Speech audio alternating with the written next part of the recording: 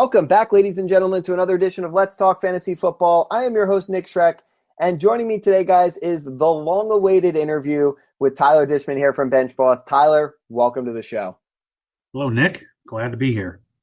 We're excited to finally have you on, Tyler. We've kind of pushed this interview because we wanted to make sure you were getting closer with the app, and from the things you're telling me off air, it sounds like we're closing in on some really cool things. We're going to talk about some tie-ins a little bit later on. And although we are here with BenchBoss, guys, we're still going to give a shout-out to them as the sponsor of the podcast. BenchBoss is a revolutionary app that allows you to play fantasy football live while watching the game on TV, predict the play as a result of the play, and literally play fantasy football. You can sign up for the beta now by going to letstalkfantasyfootball.com/benchboss. And Tyler and I were actually talking about this just before, but the cool thing about it is we see Tony Romo in the news. He's talking about he's predicting the plays now as an announcer, and it's essentially what you're going to be able to do here with BenchBoss once it is live for all you guys. They're in beta testing now. But Tyler, I'm going to throw it over to you because I don't think I can do BenchBoss justice here by talking about kind of what you guys have on slate for everybody. Sure. Thank you. Yeah, it's something that's a little tricky to explain, but it is incredibly easy to understand it once you're doing it. There's just nothing. I mean, it is really simple.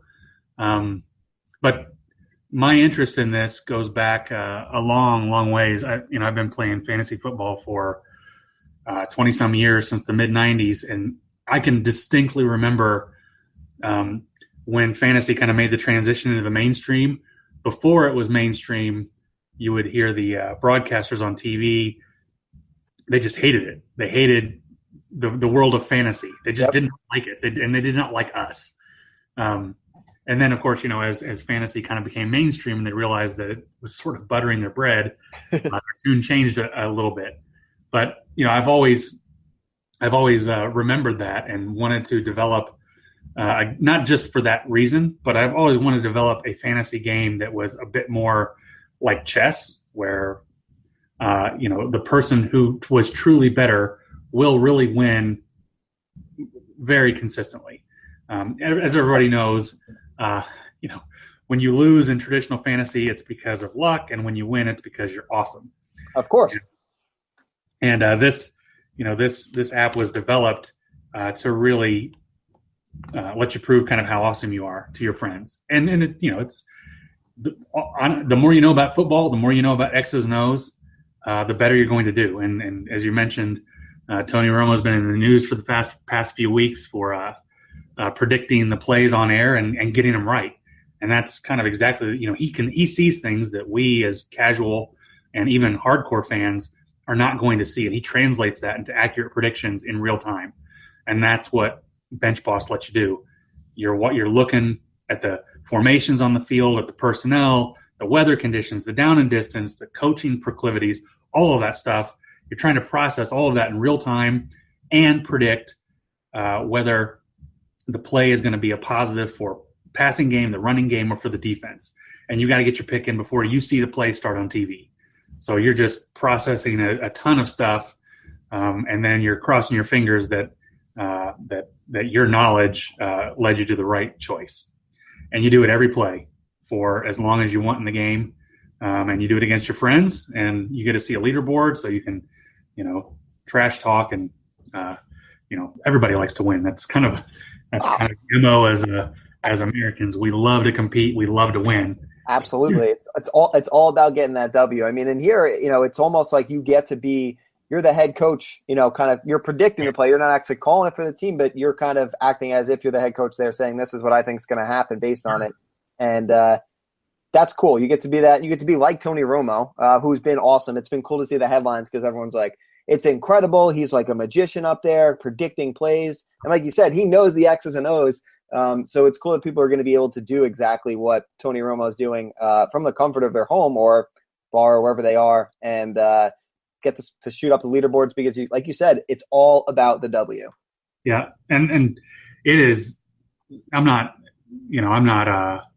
like a football guru by any stretch, but it is pretty awesome when you see something developing pre-snap, and it could be a linebacker trying to cover a receiver, and you see it. or you see a blitz coming or something, and you like, okay, this quarterback's really good. He's good in the blitz. I think that he's going to throw a screen pass, and it works exactly as you saw it in your head. And you're like, it's like golf. When you make one awesome shot in a round of 18, that's what keeps you coming back between rounds. It's all about the one play you nail, 100%. Because I'm terrible at golf, but like you said, I get the one shot, and I'm like, you know what, maybe I'm not so bad at this. Right. Maybe I can do this more often, and I go back and I do the same thing. But the one shot keeps you hooked. So that's it in a nutshell. It's we are there's some pretty large technical challenges, getting all the data processed in real time, getting everything pushed out to the devices. I mean, the goal was to make it. You see the on-field action before the snap. You make your pick before the snap. The play happens. You get the results immediately. And it is really close to that. It is probably as close as we can make it with the resources we have today. The other technically challenging component was the TV synchronization. Mm-hmm. Everybody's TVs across the country, everybody's seeing the game at different times relative to when the play actually happened on the field. So figuring out how to get you synchronized with everybody everywhere has been a big challenge, and we're really. I mean, we know how to solve all the problems. It's just a matter of time to get them all done, and we're hoping that we're going to start testing with real people, like people that haven't been associated with the project, maybe as early as this week. I might expand to kind of family and friends that haven't played it but know that it's going on. But perhaps the week after that is when we'll really open it up to a small group of people all over the country. The goal in testing something like this is to move from a phase of total control to ultimately anarchy. Yes. Where the gloves are off and anybody can use it from anywhere at any time. And we're at some stage on that path. I'm not exactly sure where, but we're trying like hell to get it done as quickly as possible. Well, again, from what you've shared with me, off the air prior, it sounds like, you guys are seeing some awesome things internally in the testing. I know here at Let's Talk Fantasy Football, we're excited to get our hands on it and give it a go. So for you guys that want a shot to get in at the beta once it kind of opens up, guys, you're going to go right over to benchboss.tv and you can sign up, get your email on the beta list. And then from there, we'll see if your name gets drawn here by Tyler to get some access, possibly as early as week 4. We'll see how things shake out, but exciting things. It's really cool to see this almost coming to fruition. And from our side, I mean, for you, I'm sure it being your project all the way through. It's gonna be like getting that perfect shot on 18 holes of golf for you once it's actually live. Yep, I can't. Yeah, and I'm really really eager to get into kind of the first batch of new features that we want to add on beyond just the basic core functionality. Mm-hmm. We want people to be able to earn rewards. Ultimately, we would love the plan is to let you accumulate some sort of in-game points or currency and exchange those for real things. Could be game tickets, could be jerseys, could be Amazon gift cards. Hell, it could be a car. Awesome. If you accumulate enough of them. We want. I just think it's an awesome concept that people get to win stuff for watching football. Absolutely. You're doing it. You're already doing it. You already have a fantasy team. Why not let me call the plays? Why not let me win some stuff? I mean, like you said, it's all about the W, literally to win prizes and to beat your friends. So you get the best of both worlds. Got to watch out though. You might get John Gruden and some of these guys in here who, sure enough, shoot to the top of the leaderboards on us. I was kind of speculating. I think that'd be awesome to get some real former players or maybe current players, because you'll be able to see the people in the leaderboard. I think that would just be awesome to kind of be able to. I mean, who doesn't think that everybody has daydreamed at one point or another that, oh yeah, I've got what it takes to either be a quarterback or a running back or a coach, or now you can sort of put your money where your mouth is, so to speak. Oh yeah, and there's going to be a lot of disappointed people who realize that I'm not quite as smart as I was, but they could surprise us too. But it would be cool to see some former players, coaches, and everything else, everybody else in there as well. And like you said, but everyone put their money where their mouth is, because hey, yeah, I thought great, I can go do the NFL stuff. I'll be a coach. No way. Fantasy football all the way for me. It's definitely not the real football life is not quite cut out for me. But Tyler, all right, though, BenchBoss sounds awesome. It sounds like you guys are making incredible progress. We're excited to see where it comes, and once that beta is open. So for those of you guys who want to get on the list for a chance for your name to be pulled out for the beta testing, you're going to benchboss.tv. You'll see a spot there where you can drop in your email, get on the list. We're going to take a quick break. We're going to hear more about BenchBoss, and then Tyler and I are going to come back. We're going to talk some NFL and fantasy football news, because who doesn't love fantasy football? This year, dominate your friends with free play-by-play fantasy football from BenchBoss. BenchBoss is the first play-by-play fantasy football game where you must think like the players and coaches on the field as you predict the outcome of every play. Earn rewards as you compete against friends and fans across the country. BenchBoss is currently recruiting beta testers, and we need you. Visit benchboss.tv to learn more and sign up today. All right, guys, and we are back. That was BenchBoss once again. It is a BenchBoss-filled episode. We just heard from Tyler about the inner workings of the app, how quickly you guys can get in there to beta test and essentially call the plays, maybe even get a chance to match up against some former pros, some former head coaches, and possibly win some prizes down the road. But Tyler, let's shift gears here. Let's talk a little fantasy football, some NFL. I know you said you've had a rough start in fantasy football. I feel your pain in some spots. I'm 0-2 in one league. 2-0 in another. It's been a bit of a mixed bag for me here. This season I was able to whittle down my fantasy commitment to just one team. Wow. Which is pretty atypical for me, but I knew I was going to be busy and somewhat distracted. So, but this is the team. This is a team I've played with for more than a decade, and I care a lot about it, and I enjoy playing with the guys that I play with. But yeah, as you alluded to, I am 0-2, and I'm trying to break myself out of some bad habits that I've developed. I'm not sure when I developed them, but I'm notoriously impatient. Okay. Last year, for example, I always have great intentions. I drafted Jordan Howard in the 12th round, PPR redraft league, and I think he took over the starting role in week 5, and by that time he was not on my roster anymore. And the year before that, I did the same thing with David Johnson. Oh. So I have, I'm trying to. This year I drafted Chris Carson. Okay. He may come to fruition a little faster, so I don't have to worry about being impatient, perhaps. But that's my biggest issue. In fact, I've joked with my friends is I just need to lose my password after the draft. Fair. So I cannot change my team. Set it and forget it. Especially if in your case, it may be better off until you get to week 4 or 5. But it sounds like you may be able to break the mold here with. We'll see what happens with Chris Carson, but it would be nice at least. Third time's a charm. You did it 2 years in a row, so this is the time to change for you, Tyler. But I do feel your pain. I mean, last year I lost our longtime league. Last place was just a brutal year. I killed myself with some bad picks. I married myself to Russell Wilson, which I foolishly did again this year. So, shame on me. I typically, for the last couple of years, I've drafted kind of receiver heavy. Mm-hmm. I don't know. My pattern has been pretty similar. I don't draft quarterbacks very high. I usually don't draft a backup quarterback. I usually just draft a single quarterback, a single tight end, single defense, single kicker. And then I just sort of wait for things to develop, and I eventually pick up backups.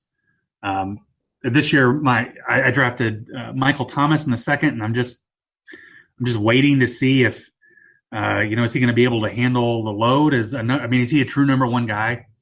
I don't know I think back to the best example I've got, which maybe shows my age a little bit, but the Bills had Eric Moulds and Peerless Price, and Eric Moulds was the number one guy, and Peerless Price was number 2, and Peerless Price did great as a number 2. Yep. But when Eric Moulds left, he might have retired, I think. Peerless Price was not a number 1 receiver, and so you're fearing that Michael Thomas is going to be exactly that. I don't know. I don't know yet, but I'm still waiting. On a team that perennially throws for 5,000 yards, I'm hoping he gets his, and soon. Fingers crossed. We were hoping to see it. We saw a little bit from him here against the Patriots, but you saw Kobe Fleener gets in the end zone. Again, at home, Drew Brees typically plays well and slings the ball. So, like you said, if it doesn't happen soon, we may be staring down the barrel of a very bad situation. I was really happy. I drafted Carlos Hyde as my first running back after taking Gronkowski and Julio Jones and Michael Thomas.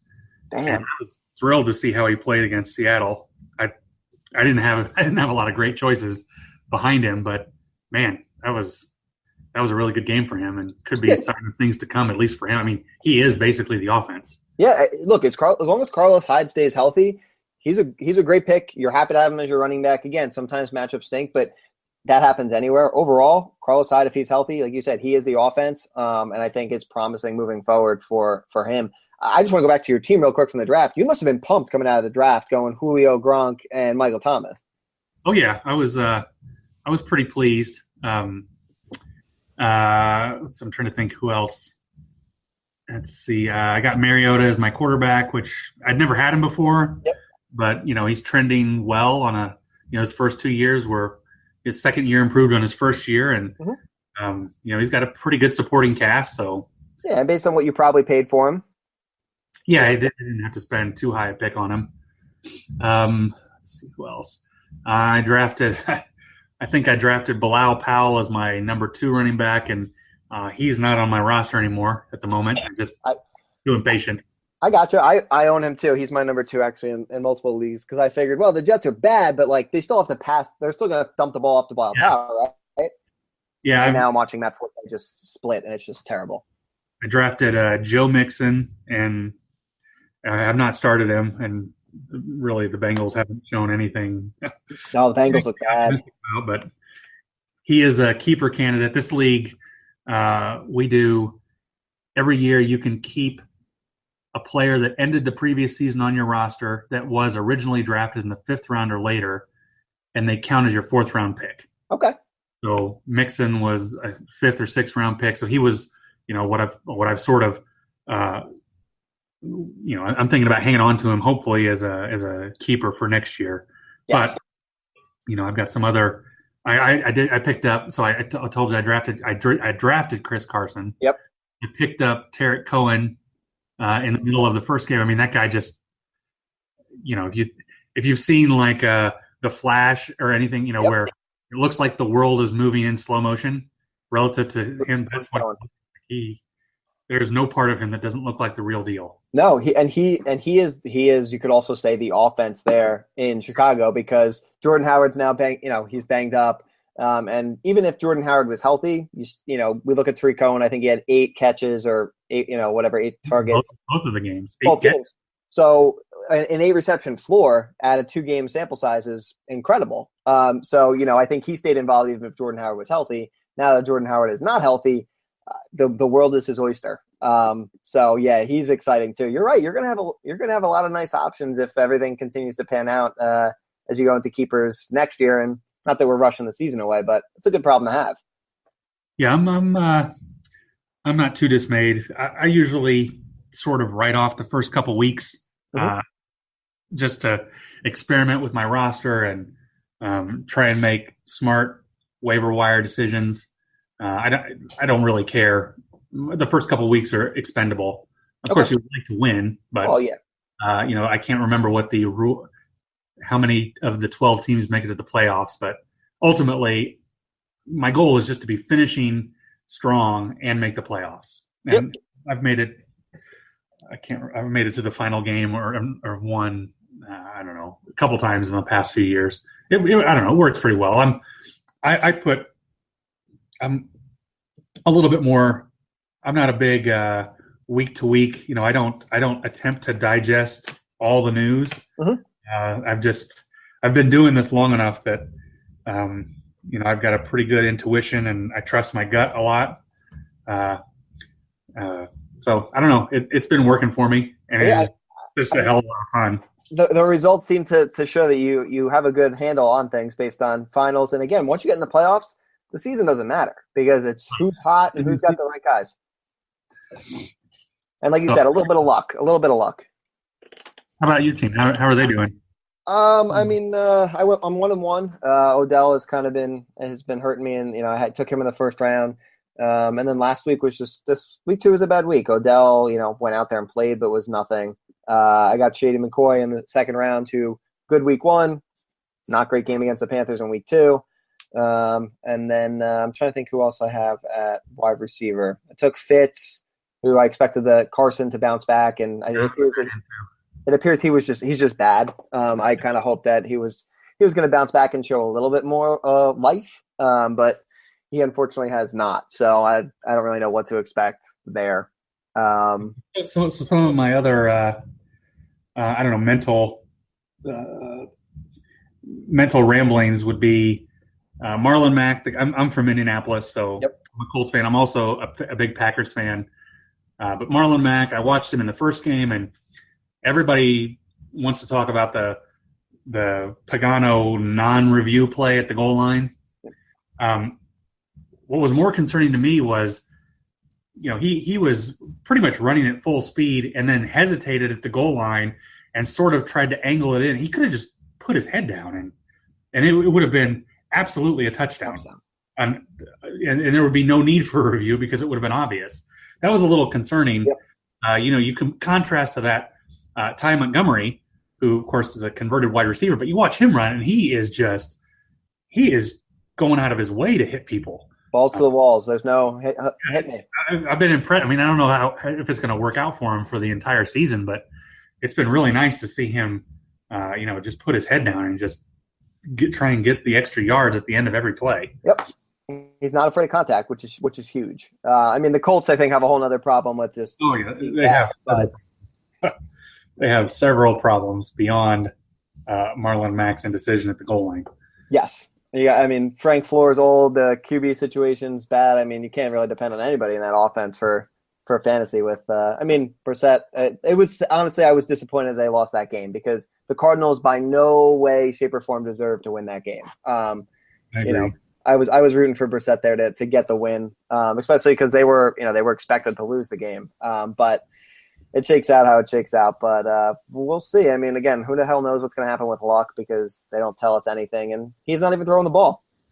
Yeah, so speaking of a former Packer, maybe a former Seahawk now, I just don't understand what the people in the NFL are seeing in Eddie Lacy. It's just slow doesn't really begin to. There's nothing there. I don't understand what it is. What do they see and think? Oh yeah, let's give this guy a shot. What I just don't understand. I just don't get it. I'm with you. That I tried to avoid that backfield as a whole, just going into fantasy because it was a complete shit show. It seems like Carson maybe is the lead guy now, but really it was a shit show. You go into week one and Eddie Lacy looked like the Eddie Lacy of old, which was bad. And he continues. We'll like you said, we'll see. Former Seahawk, I think, will be in his future.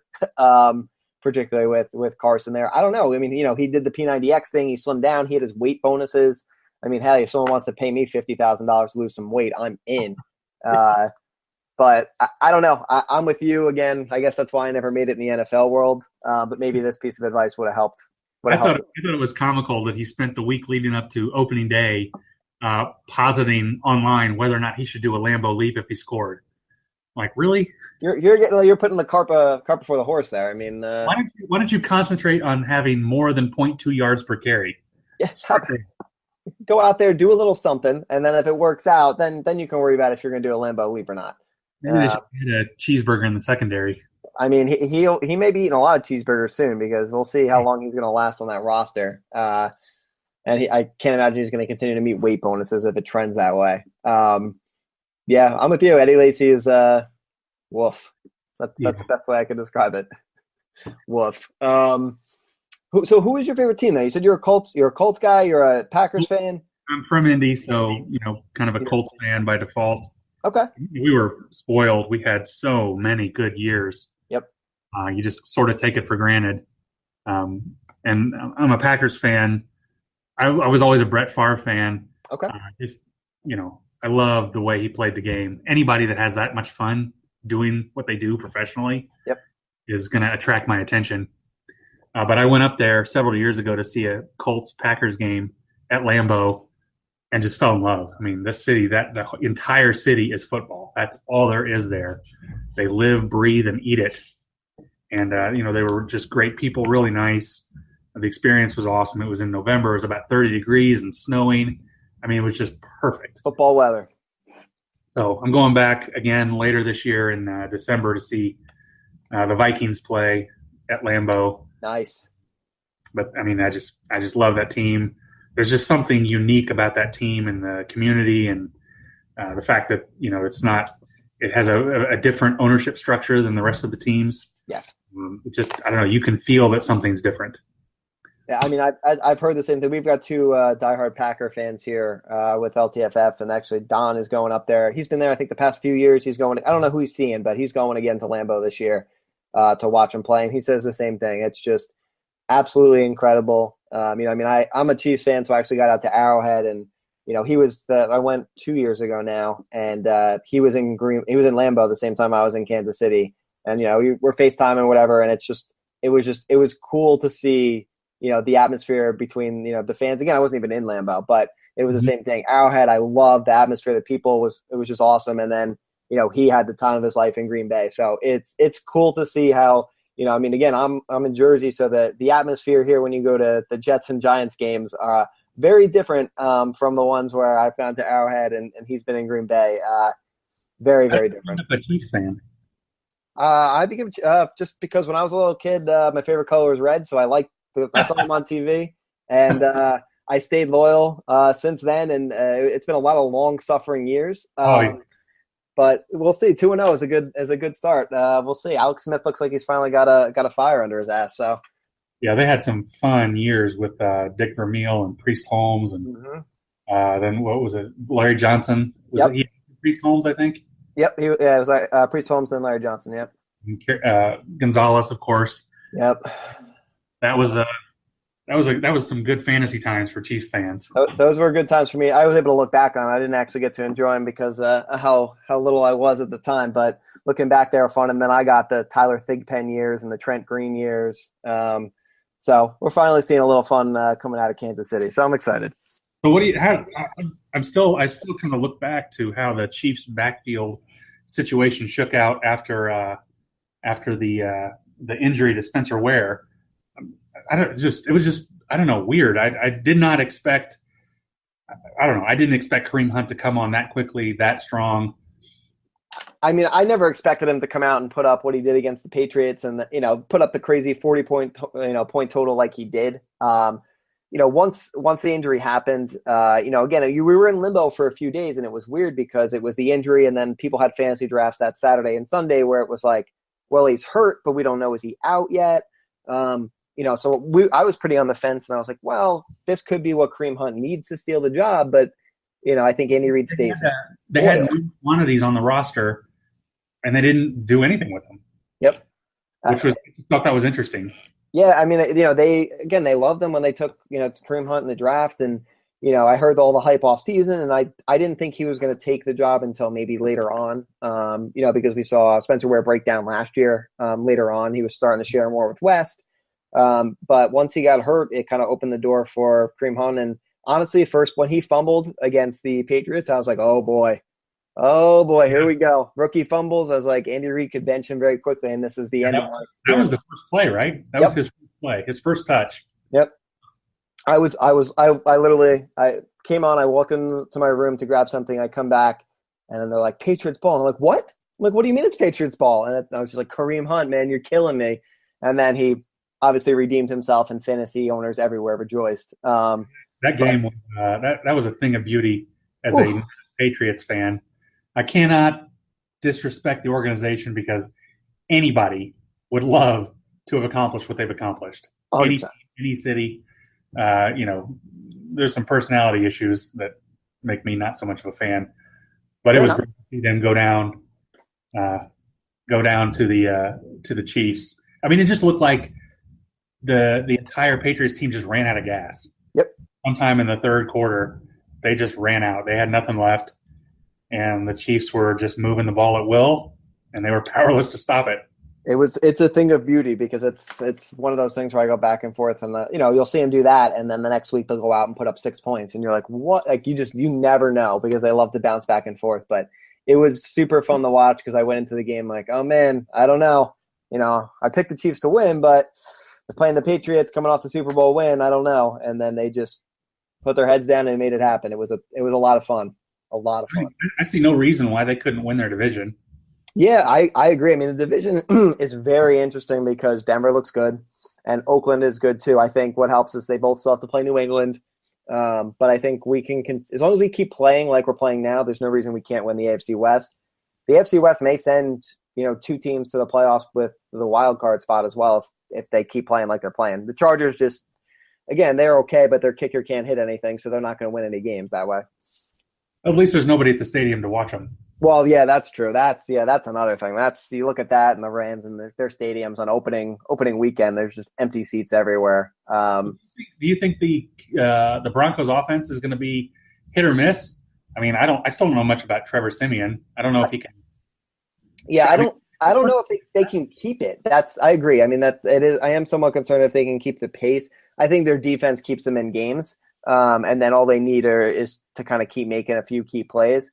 Again, are they always going to be able to make the few key plays to make it happen? I don't know. But their defense just looks really good. So I think that keeps them in games. And then, I mean, I'm a DT owner in a lot of places, so I hope it's a DT thing, but CJ Anderson looks good too on the ground. Yeah.